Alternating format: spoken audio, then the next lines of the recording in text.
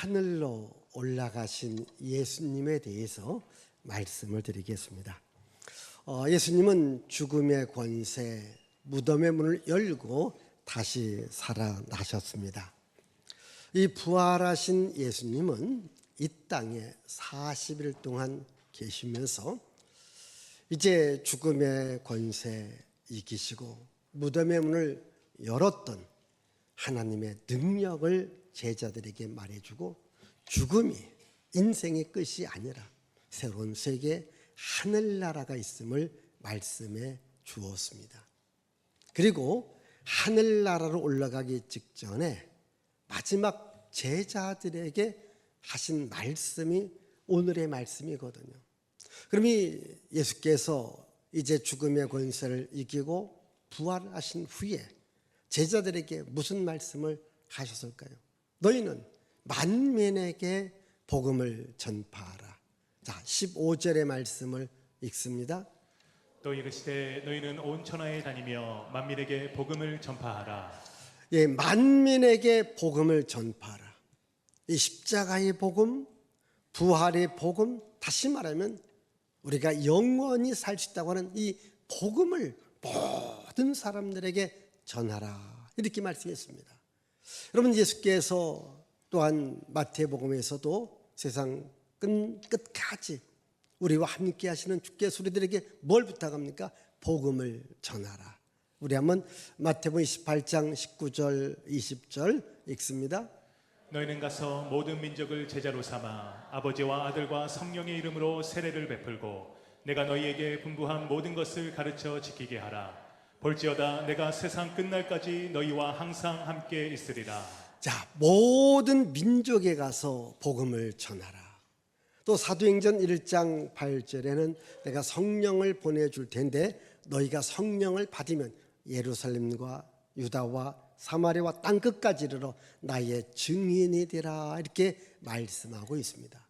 여러분, 예수께서 이제 하늘나라로 올라가기 직전에 우리들에게 마지막으로 준 말씀이 온 천하에 다니며 만민에게 복음을 전파하라.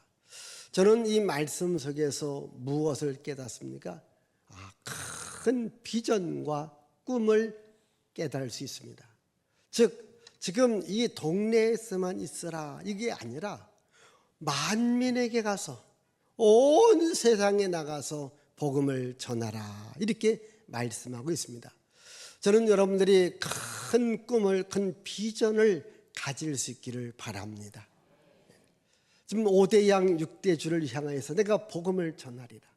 여러분들이 이렇게 복음을 전하기 위해서는 하나님의 은혜와 능력과 복을 받으셔야 됩니다.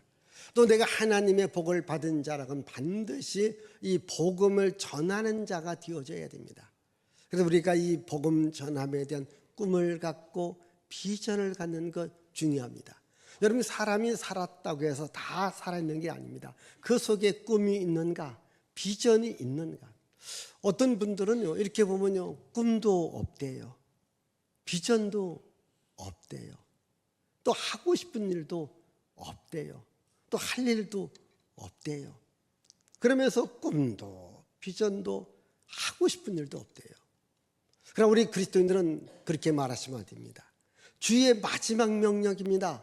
온 세계에 나가서 복음을 전하라.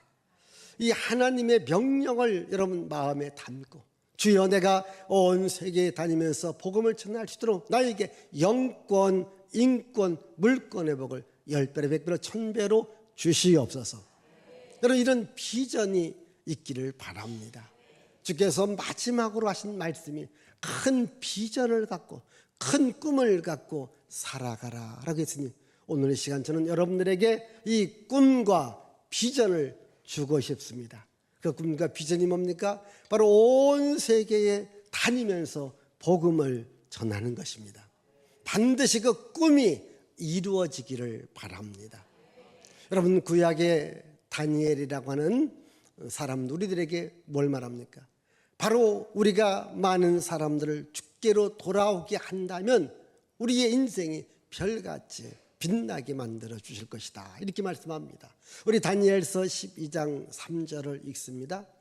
지혜 있는 자는 궁창의 빛과 같이 빛날 것이요 많은 사람을 옳은 대로 돌아오게 한 자는 별과 같이 영원토록 빛나리라. 예, 많은 사람을 주님께로 돌아오게 하는 자는 하늘의 별처럼 영원토록 빛나게 만들어 주시겠다. 우리 예수님께서 한 죄인이 주께로 돌아오면 우리 주께서 기뻐하시고 하늘에서 잔치를 베풀어 주신다. 이렇게 말씀하고 있습니다. 누가복음 15장 7절의 말씀 읽습니다. 내가 너희에게 이르노니 이와 같이 죄인 한 사람이 회개하면 하늘에서는 회개할 것 없는 의인 99으로 말미암아 기뻐하는 것보다 더하리라. 예, 바울은 말합니다. 우리가 하늘나라 가면 면류관의 상급을 받는데 그 면류관의 상급이 무엇인가? 우리가 전도한 한 사람 한 사람이 우리들에게 면류관의 상급이 된다. 우리 데살로니가전서 2장 19절과 20절을 읽습니다. 우리의 소망이나 기쁨이나 자랑의 면류관이 무엇이냐? 그가 강림하실 때 우리 주 예수 앞에 너희가 아니냐? 너희는 우리의 영광이요 기쁨이니라. 예, 여러분 우리는 하나님 나라에 가서 우리 주님 주시는 상급을 받아야 됩니다. 그 상급은 우리가 한 영혼 한 영혼을 주께로 돌아오게 하는 것입니다. 저는 먼저 여러분들의 가족들이 다 예수 믿기를 바랍니다. 여러분 자녀들이 다 교회 오기를 바랍니다. 이게 최고의 복이에요. 그런데 이 자녀들이 성공하기 위해서 여러분들이 물신양면으로 이제 자녀들의 앞길을 도와주는데 세상적으로는 성공했는데 교회는 안 와요. 이건 진정한 축복이 아닙니다. 우리 자녀들이 교회 잘 다니는 것 이게 복입니다. 왜냐하면 우리에게는 하늘나라가 있기 때문이거든요. 그래서 먼저 우리 가족들이 다 예수 믿도록 여러분들이 기도하시고 먼저 가족들을 교회로 인도하시고 그리고 나가서 우리의 주변의 사람들 또 더 나가 정말 세계 선교도 감당하기를 바랍니다. 우리 예수님께서 말합니다. 이제 나가서 전도하고 예수 믿겠다라고 하는 사람들에게 세례를 줘라 이렇게 말합니다. 16절의 말씀입니다. 16절입니다. 믿고 세례를 받는 사람은 구원을 얻을 것이요 믿지 않는 사람은 정죄를 받으리라. 자, 믿는 사람들은 구원을 받습니다. 구원받는 이들에게 세례를 줘라. 그래서 우리가 이 세례가 중요한 겁니다. 이것은 뭡니까? 내가 예수님을 믿는다라고 하는 나의 고백이고 또 예수를 믿고 내가 구원받았다라고 하는 증거가 되어지는 것이 세례입니다. 여러분 세례는 우리 주님께서 친히 명령하신 것입니다. 그래서 여러분들이 정말 교회의 교인이라면 누구든지 세례를 받는 것이죠. 그래서 믿는 자들에게 세례를 줘라 이렇게 말합니다. 여러분 예수님을 믿는다라고 하는 것 이것이요 가장 큰 축복입니다. 왜 여러분 믿는 게 축복입니까? 우리가 구원받고 죄사함 받고 하나님의 자녀가 되어서 하나님 나라에서 영원토록 살기 때문입니다. 자, 우리가 믿으면 천국에 갑니다. 믿지 아니하면 심판받고 지옥에 갑니다. 잘 보십시다. 사람은 누구에게나 죄가 있어요. 이 죄를 안 짓고 살 사람은 하나도 없습니다. 그런데 그 죄 때문에 우리가 지옥 가는 게 아니에요. 무엇 때문에 지옥 갑니까? 그 죄값을 다 지불하신 예수님을 믿지 않기 때문에 지옥 가는 거예요. 그래서 예수를 믿는 것이 그만큼 중요한 거예요. 좀 제가 쉽게 좀 예를 들을까요? 여러분들이 누구인가 엄청난 빚을 졌습니다. 그래서 내가 굉장한 고통을 당합니다. 근데 부모가 됐든 형제가 됐든 친구가 됐든 잘 아는 분이 그 빚을 다 갚아줬어요. 그때부터는 고통당하며 살 필요가 없어요. 왜? 빚을 다 갚아주었다. 그런데 빚을 갚아줬는데도 안 믿어요. 내가 갚아야 되겠다. 그래서 혼자 일하고 고통스럽고 힘들게 살아갑니다. 왜? 안 믿어요. 여러분, 나의 모든 죄값을 예수님이 다 갚아주었습니다. 예수께 십자가에 죽으셨다, 부활하셨다, 이를 믿으면 주께서 우리들에게 모든 죄를 다 용서해 주신 겁니다. 이걸 믿으라는 겁니다. 이 믿음이 얼마나 중요한지 성경은 이렇게 말합니다. 요한복음 3장 17절 18절을 읽습니다. 하나님이 그 아들을 세상에 보내신 것은 세상을 심판하려 하심이 아니요 그로 말미암아 세상이 구원을 받게 하려 하심이라. 그를 믿는 자는 심판을 받지 아니하는 것이요 믿지 아니하는 자는 하나님의 독생자의 이름을 믿지 아니하므로 벌써 심판을 받은 것이니라. 예. 여기서 강조하고 있는 것이 뭘 강조하느냐? 믿음을 강조합니다. 내가 믿느냐 믿지 않느냐. 여러분, 믿는 자는 누구든지 구원 얻게 되어집니다. 주께서 우리들에게 너희들이 죄값을 갚아라 이렇게 말씀했다면요, 교회 다니는 게요 굉장히 어렵고 힘들어요. 죄값을 갚다가 그냥 죽어버린 겁니다. 근데 가장 어렵고 힘든 것은 예수께서 다 해주신 거예요. 내가 너희들의 죄값을 다 지불했다. 나를 믿어라. 나를 믿으면 죄 사함 받고 구원받고 하나님의 자녀가 되고 하늘나라에서 영원히 산다. 아멘. 나의 죄값을 다 지불하신 예수님을 믿기를 바랍니다.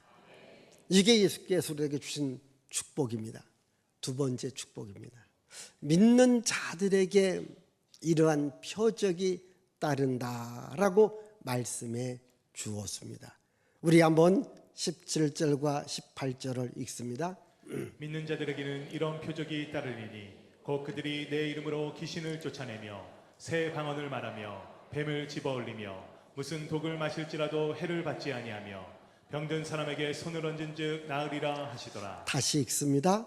믿는 자들에게 이런 표적이 따르니 곧 그들이 내 이름으로 귀신을 쫓아내며 새 방언을 말하며 뱀을 집어올리며 무슨 독을 마실지라도 해를 받지 아니하며 병든 사람의 손을 얹은즉 나으리라 하시더라. 아멘.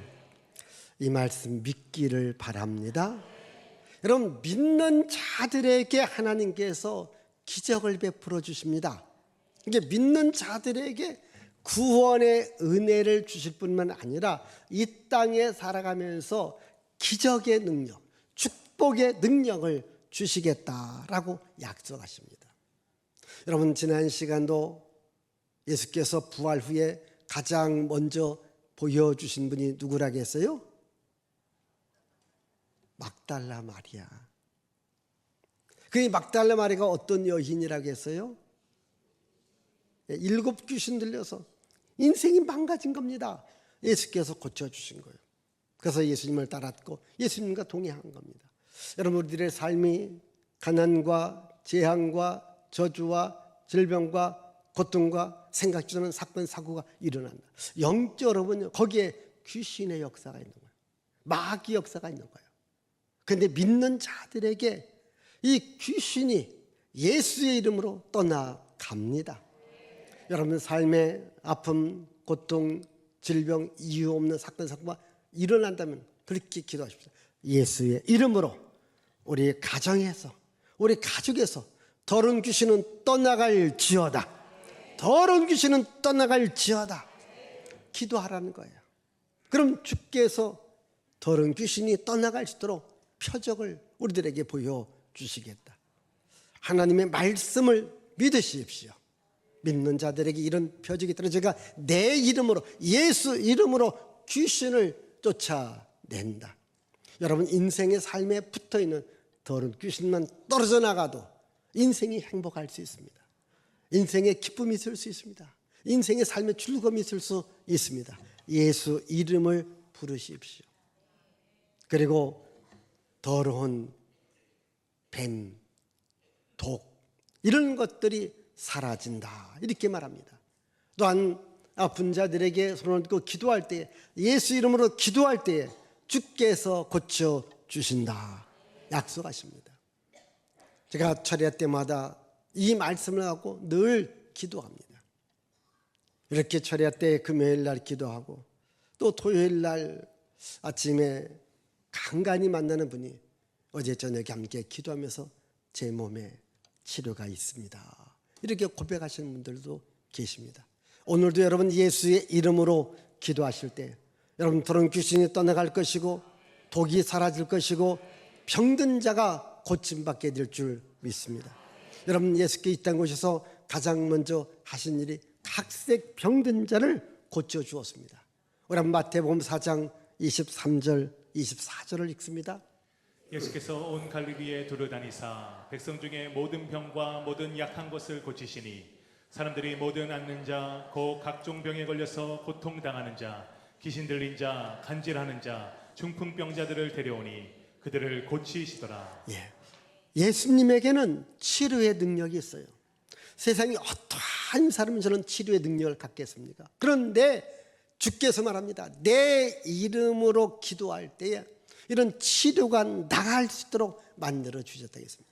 예수 이름을 사용할 수 있기를 바랍니다. 그 예수 이름을 가장 먼저 사용해서 기적을 일으킨 사람이 베드로입니다. 여러분 베드로가 성전에 올 때마다 늘 앉아서 구걸하는 사람을 보았습니다. 어느 날은 구걸하는 이 사람이 베드로한테 돈을 달라고 합니다. 베드로가 봅니다. 은과 금은 없지만 나에게 있는 예수 그리스도 이름으로 일어나 걸어라. 이 사람이 걷기도 하고 뛰는 기쁨을 맛보게 되었습니다. 우리 사도행전 3장 6절로 8절 읽습니다.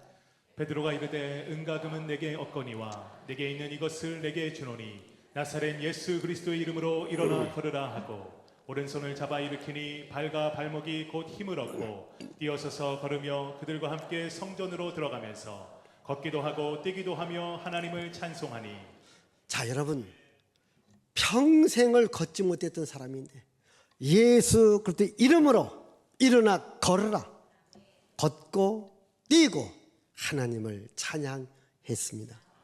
이런 기적의 역사가 오늘도 믿는 자들에게 일어납니다. 믿기를 바랍니다. 그럼 사도 바울이 복음을 전했습니다. 이제 복음을 전한다는 이유로 그가 재판받기 위해서 이제 로마로 가는 중에 배를 타고 갔습니다. 죄수의 몸으로 갑니다. 한 섬에 도착하게 됩니다. 거기서 추워서 이제 나뭇가지를 모아서 불을 지폈습니다. 그런데 거기서 독사가 나오는 거예요. 그러더니 많은 사람들 가운데 누구한테 갔습니까? 바울한테 가더니 바울을 꽉 물었습니다.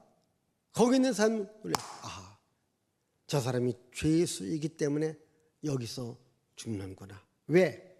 그 원주민들은 그 독사의 독을 알아요. 저 독사에 물린 사람 치고 살아난 사람이 없기 때문에 전 죽을 것이다 라고 말했거든요. 근데 바울이 아무렇지도 않고 독사를 잡아서 다시 불 속으로 집어넣습니다. 그리고 바울은 살아났습니다. 성경 말씀 볼까요? 사도행전 28장 우리 3절부터 한번 보겠습니다.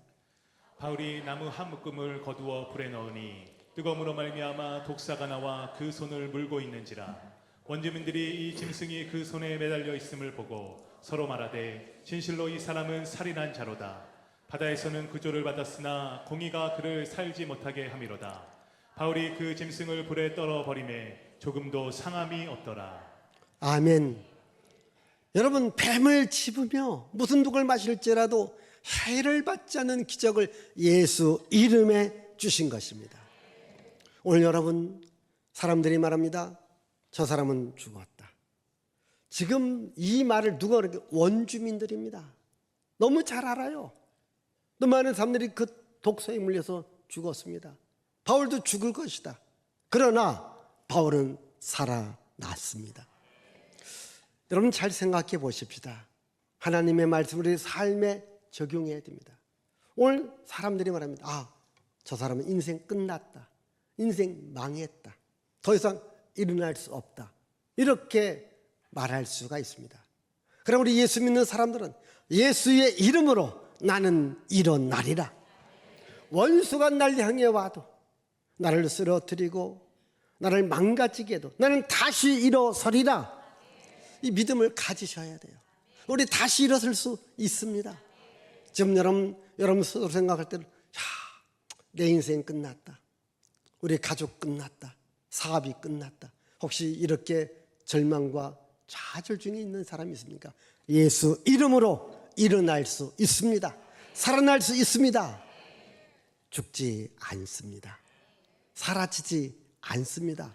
예수 믿는 사람들은 부활의 신앙을 가지셔야 돼요. 다시 일어날 수 있다, 다시 살아날 수 있다, 이 믿음 갖기를 바랍니다.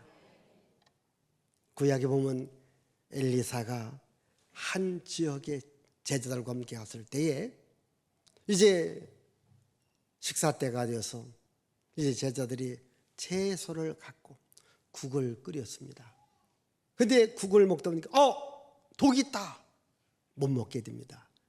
그때 엘리사가 가루 한 움큼을 그 솥에 집어넣으니까 독이 다 사라졌습니다.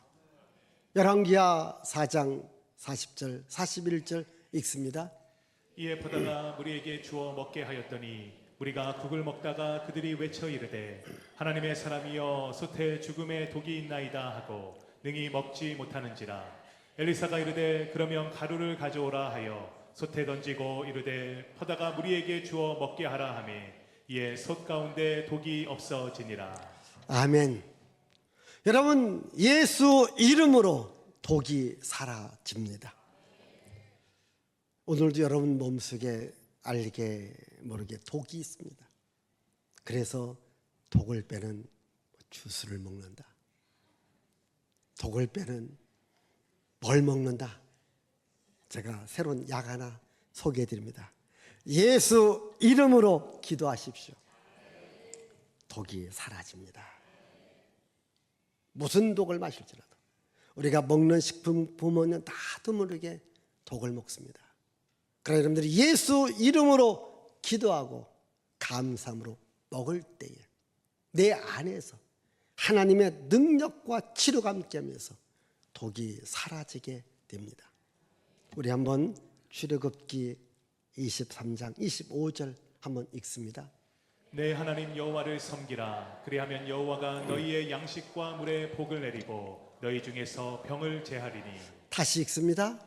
내 하나님 여호와를 섬기라. 그리하면 여호와가 너희의 양식과 물에 복을 내리고 너희 중에서 병을 제하리니. 자, 너희의 하나님 여호와를 섬기라는 겁니다. 그럼 너희들이 먹는 양식과 물에 복을 내린다, 병이 없어진다 말합니다. 그래서 우리가 요 음식 먹을 때 늘 감사함으로 먹는 거예요.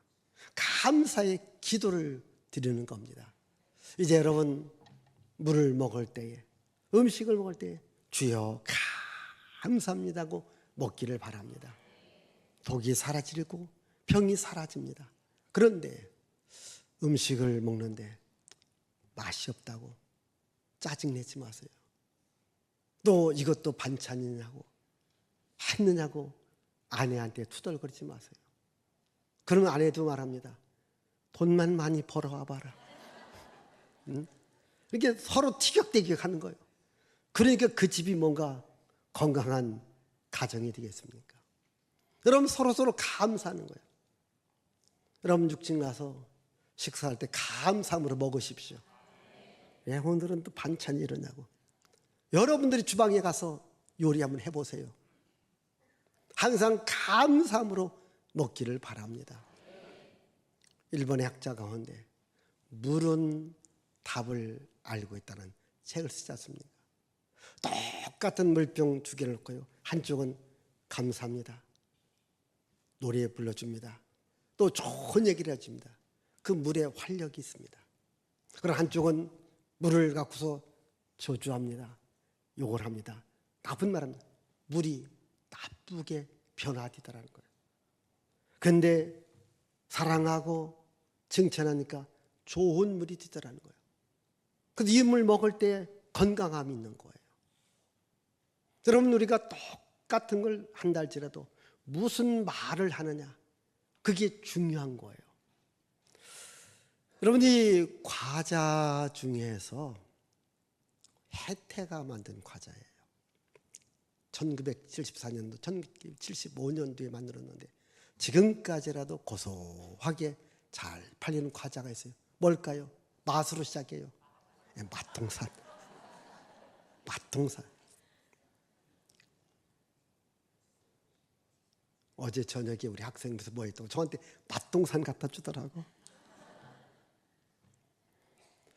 여러분이 맛동산에서 밀가루로 반죽을 하는데 이 반죽에 자꾸 이 과자를 만들 때에 정확하게 안 나오는 거예요.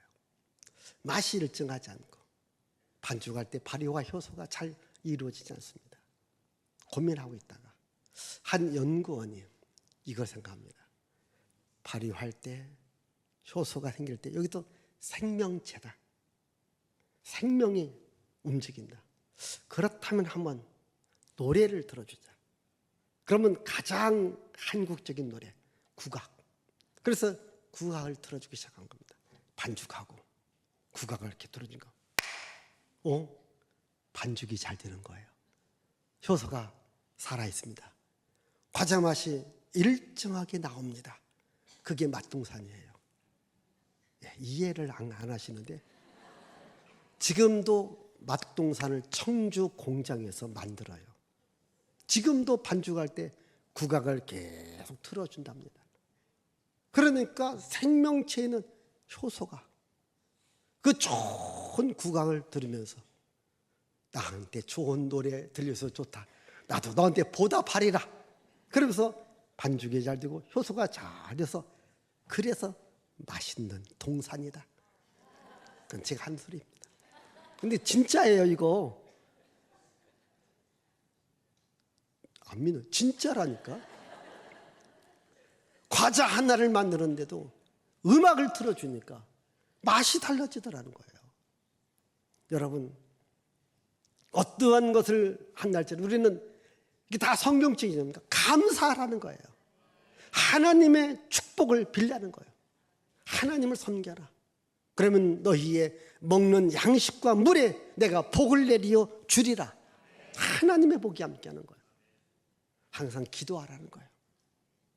우리 한번 요한복음 16장 23절 24절 읽습니다. 내가 진실로 진실로 너희에게 이르노니 너희가 무엇이든지 아버지께 구하는 것을 내 이름으로 주시리라. 지금까지는 너희가 내 이름으로 아무것도 구하지 아니하였으나 구하라 그리하면 받으리니 너희 기쁨이 충만하리라. 이제 여러분 예수의 이름으로 구하라는 겁니다.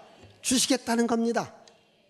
기적을 주겠다는 거예요. 능력을 주겠다는 거예요. 복을 주겠다는 거예요. 이게 믿는 자들에게 구원의 은총 또 각종 축복의 은총을 주시겠다. 받기를 바랍니다. 이 말씀을 마지막으로 하시고 예수께서 하늘나라로 올라가십니다. 자, 19절 말씀, 20절 말씀 읽습니다.